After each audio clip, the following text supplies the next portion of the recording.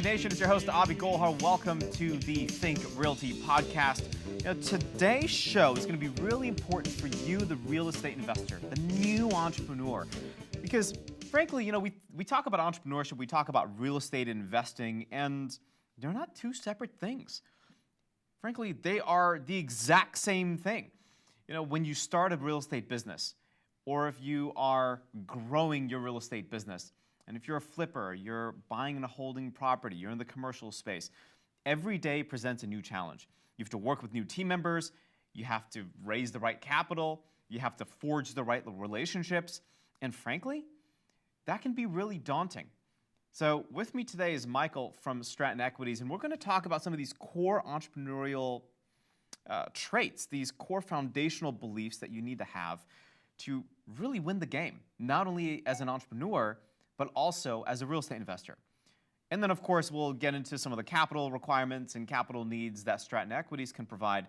But the core of what I want you to focus on is how do you become a better real estate investor and how do you become a better entrepreneur and next level up. So that's happening today on the show. It's going to be a really good conversation. And then, of course, the second segment, it'll be a quicker segment, but important strategies you need to know to level up your real estate business. So look at that. You get like two for the price of one. You know what else you get that's two for the price of one? That's right. Admission to the Think Realty hybrid event in Houston, Texas. So I'm going to jump into that right now. This episode is brought to you by exactly that, Think Realty Hybrid Conference and Expo in Houston from March 26th to the 27th. Set your sights on making 2021 a success with more knowledge and know-how by learning and networking with top-tier real estate investing pros. For a limited time, and I really mean a limited time, receive a buy one, get one deal on both the live event and the virtual tickets online. Register for 2 tickets and enter the code PODCAST at checkout to receive the special pricing. Again, that code is PODCAST. Visit thinkrealty.com/Houston for more information.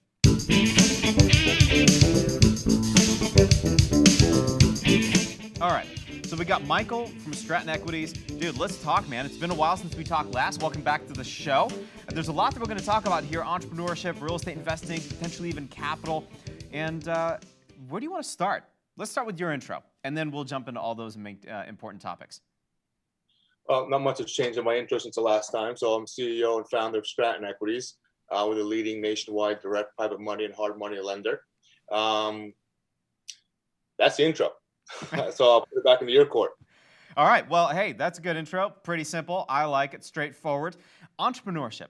You interface with real estate investors from across the country every single day. What are some traits that you believe real estate entrepreneurs need to be successful in what is now turning into be and what has been a highly competitive industry? Mm-hmm. There's a lot. I mean, like you said in your intro, real estate investing, being an entrepreneur are in a lot of factors one and the same. The product is different, but a lot of the skills and the traits you need to obviously be successful are very similar. I actually just did a article that's on our blog last week in regards to the first stage of being a real estate investor and how you can be successful. And a big thing about it, demographic is huge, right? Different states, it's easier. There's more supply. Cost of entry, obviously, if you're in Ohio or Pennsylvania, is a lot easier than like where I am in northern New Jersey. Houses obviously are 3, 4, 5 times the price of entry than you would in most of the country. But the big thing is to be, and we see this for years, that people don't focus on, if you be a stronger borrower, right? What I see all the time and what my sales team deals with all the time are people that aren't a strong borrower, right? They're not somebody that you would preferably lend to. And instead of taking a step back, which is what you should do, which is what I did. I mean, I bought my first house at 19. Take a step back, become a stronger borrower, become more secure that people are more comfortable to lending to you, then going back out in the marketplace and trying to secure financing. Unfortunately, what most of them do is waste a lot of time just shopping, and trying to find who's going to lend to me in my current state. Obviously, FICO is huge, right? If you have a higher than a 720 FICO, no matter what anybody says, you're going to get higher leverage. In the fix and flip game, it's about experience. Every single fix and flip program, the way the underwriting is set up is the more experience you have, the more deals you've done, the better rates you're going to get, and the higher leverage, right? In fix and flip world, the leverage is always more important than the rates. So the leverage you're going to get is higher. The LTVs, the back end of leverage will be higher because you've done it, you have experience, you generally would have a team at that time, better contractor, attorneys, lawyers. You would have a team that knows how to do these type of deals. And a big part of it, to back up, are the contractors. I can't tell you how many horror stories we've had of people that thought they knew what they were doing and hired some regular contractor, and the contractor totally messed up the deal. But guess what? You're the borrower. You're on hook for the money. You can't go to the lender and say, oh, my contractor messed up, so give me a redo. So you have to be a better, stronger borrower. And a big thing is back as I said, to the experience. If you don't have experience, you're not going to get the leverage. You're not going to get the desirable rates. So what you can do, and a lot of people do, and it's a suggestion we give out, is find somebody that's done 5, 6, 7 deals. They have the experience under their belt. You can go on the LLC because, right, fix and flip loans, you don't lend to the borrower, you lend to the LLC. So the LLC is technically the borrower, even though it's still secured on credit by a person, right? But it's still a full recourse loan. So, but in title, it's deeded to the LLC. So find somebody that's done X amount of deals, that has the experience, have them sign on to the LLC with you. You would rather be the minority owner of the LLC, maybe 20, 25%. They would be the majority owner of the LLC, so they're the main borrower, but you're on the LLC. Now you can get leverage rates, LTVs, ARVs on their experience, piggyback off of them, do 2, 3, 4, 5 deals with them. Now you can go and you have the experience. Now you can go do your own deals. You build some experience. You built a team. You know who the contractors are to use. You've dealt with the zoning board before. You've dealt with all the hiccups. And again, now you can piggyback off their experience, and now you can get better leverage and better rates. So when it comes to getting the right loan, right? Like when we talked a lot about, you mentioned a lot of good points there. But when it comes to getting a loan, obviously experience is important.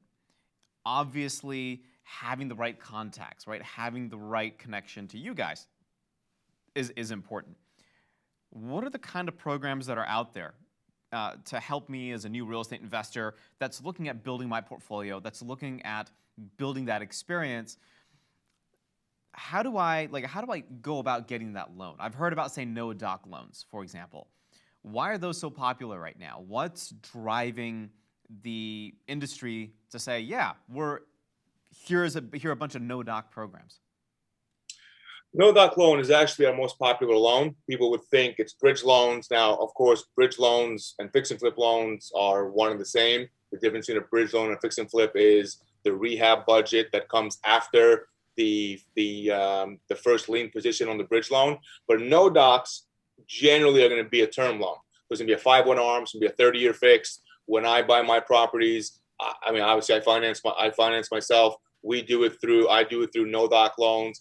The big thing with ours, and I'm not just saying this, I think we have the best no-doc loan in the industry. Our rates are in the 4s. They start in the 4s in our no-docs, which is close to bank rates. And our LTVs, the highest you're going to go on a no-doc term loan is 80%. In this industry, that's the highest. Most people are 65, 70. Maybe you'll find 75, but we thrive ourselves on the 80 LTV no-doc loan that we have. And it's the next step of a stated income or no verification loan. So most people know a stated loan, so stated income, so you're not verifying the income. Because when you look at traditional financing, pick any bank on the street or any known mortgage company, their programs are not designed and are not investor friendly. The way the underwriting is, how long it takes, the amount of documentation that they need to verify. I mean, they want to know what you did 20 years ago, right? As a real estate investor, you need things that are quick. Generally, you're moving money around, right? If you go to any bank, they want the money to be there for months and months and months before you can apply. The money's got to stay in that account. So the money has to be sourced and seasoned. That's a big issue a lot of investors have. So when it comes to a no-doc loan, and also you have to be at your current position for generally at least 24 months. And they don't also lend into an LLC, most of them. So with a no-doc loan, you can lend to an LLC. And anybody buying real estate, we have this conversation all the time with people. put into an LLC, right? There's many reasons why I put a property into an LLC, not just tax reasons, but obviously for liability. Somebody slips and falls on your investment property because you didn't shovel, guess what? You're getting sued. So you put into an LLC, so you build that level of protection so that you can protect yourself in case, God forbid, something happens, and there's a good chance it could happen. It amazes me that we have to argue with people sometimes that, oh, I want to put it in my personal name. Investment property should never be in your personal name. It should always be in a corporation, a trust, or an LLC. And, back to the no doc, you don't verify job history. So if you open an LLC and it's been open for a year, we don't need you to have it for 2 years, like, a regular loan where you got to be at your job for 2 years. The money doesn't have to be in the account for that long. So if you're a real estate investor, money's coming in and out, you're buying, you're selling. Obviously, you're generally not keeping hundreds of thousands of dollars sitting in an account for 3-4 months at a time. You're moving money around. That won't qualify with a regular QM loan. And then obviously, of course, we're not looking at the income of the borrower. You go to any traditional bank or mortgage company, there's going to be DTI, right? So they're going to look at what is your income, what is the debt, and most people, especially real estate investors, which are entrepreneurs, write off on their taxes a lot. So if you write everything off on your taxes, hey, you get that benefit, but guess what? You can't get a loan. So if you show no income, positive cash flow on your tax returns, and you go to a regular bank, you're not going to get a loan. You're not showing that you can support these loans. But we know in the investment space that most real estate investors or entrepreneurs obviously write off a lot on their tax returns, so they don't show. So we don't require tax returns. The big thing is we started, actually we should have been saying this earlier in our marketing, but no upfront fees, which is huge. No junk fees. There's not a single junk fee Stratton Equities charges, and no tax returns on any of our loan programs. And that's what makes you the differentiator, right? Like, there are a lot of brokers, there are a lot of lenders even out there that charge these junk fees, that charge really high origination points, upfront fees, $5,000, $6,000, $7,000, $8,000 to work with them. And I appreciate the fact that you're a leader in that industry, right? Like, you don't do any of that kind of stuff, and it just sets you apart. Last question here for you, Michael, and give me about a minute on this, and then we'll wrap up here. We'll get all the contact information, all that good juicy stuff. Why is now the perfect time to be a real estate investor in 30 seconds? That's depends really on your location, right? If you're in the North Jersey area, it's actually not the best time because property values are going up because everybody's leaving the city, and people are the real estate market here is skyrocketing in the North Jersey area where I live and where our office is. So I wouldn't really buy in this area. But if you look at certain pockets of the country that real estate is obviously getting weaker, people, especially in the commercial and investment space, landlords aren't getting the rent, right? The whole thing about real estate, and my strategy has always been, is chunks of equity. I don't care about rental income and cash flow. I care about the property's worth $400,000 today. I'm buying it for $200,000. I'm buying it for $225,000 today. So I'm already building in $200,000 worth of equity or $175,000 worth of equity. That's always been my strategy, and a lot of people don't do that. They care so much about cash flow. I don't, $1,000 here, $1,000 there. You want chunks of equity. So you want to buy properties, obviously, that are significantly below market value, that if you got an appraisal today, you went out, you got a real appraisal, the appraisal is going to be $400,000, you're picking it up for $225,000, $250,000. That's where you want to go. And depending, especially if you're in the commercial or multifamily space, and not just now, in the next coming months, it is a great market, especially if you look at pockets like Ohio and Florida and South Florida. Great market for it right now. Awesome. What's the best way to get in touch with you? Because there are a lot of good points. I'm sure there are a lot of folks that want to take that conversation forward, keep asking a bunch of questions, and then more specifically, get loans. They need the right cash. They need smart capital. How do we get in touch with you? StrattonEquities.com. You go on our website. We have all our contact information there. That's really the best way to reach us. Awesome. Michael, thanks for the time, man. I appreciate it. This was super informative. We'll have to do it again. And stay tuned. There's a lot of stuff that's happening here in the real estate industry. So over the next maybe 6 months, 8 months, we'll have you back and we'll get another market update. Appreciate it. Thank you so much. You got it. Thank you. See you later.